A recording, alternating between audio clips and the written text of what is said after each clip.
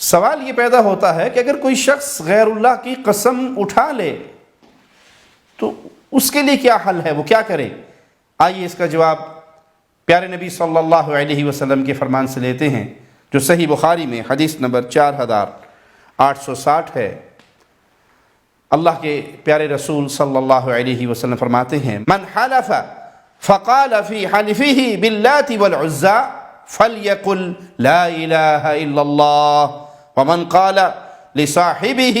تعال اقامرک فلیتصدق۔ جو شخص قسم اٹھائے اور لات و عزیٰ کی قسم اٹھا لے، غیر اللہ کی قسم اٹھائے، بتوں کی قسم اٹھا لے،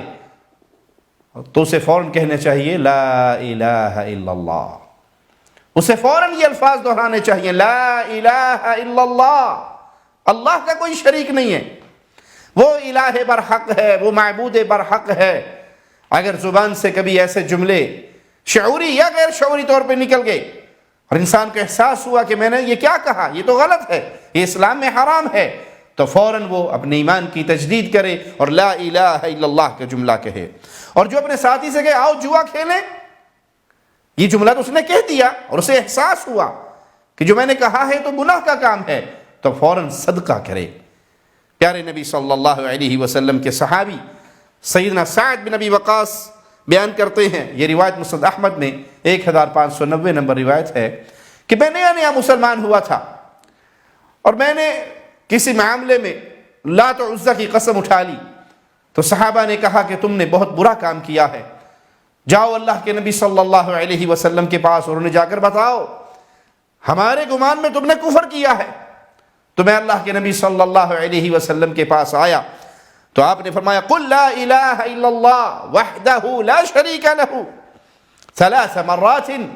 3 مرتبہ یہ اعلان کرو لا الہ الا اللہ، اللہ کے علاوہ کوئی الہ برحق نہیں، وحدہ وہ تنہا ہے، یکتا ہے، لا شریک لہ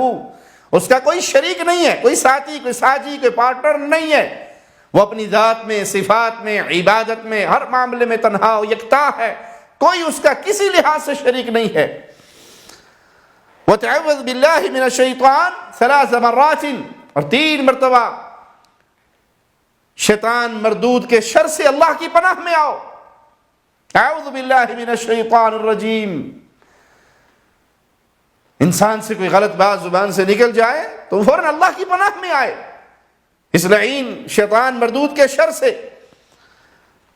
وَادْفُلْ عَنْ يَسَارِكَ 3 مرات وَلَا تَعُدْ لَهُ، اور اپنی بائیں طرف 3 دفعہ دھتکار دو، تھوک دو، اور یہ جملے دوبارہ اپنی زبان سے نہیں کہنے۔ تو اگر کبھی نادانی میں، بے علمی میں، لاشعوری طور پہ زبان سے بتوں کی قسم کے جملے نکل جائیں تو اس کے لیے حکم ہے کہ وہ فوراً رب کی تعظیم کو اپنے دل میں اجاگر کرے، اپنے زبان سے لا الہ الا اللہ کا اقرار کرے، اللہ کی وحدانیت کا اعلان کرے، رب کی توحید کا اعلان کرے۔ اللہ ہمیں ہر حال میں ایمان کی بہترین حالت میں زندہ رکھے اور ایمان کی بہترین حالت میں اپنے پاس بلائے۔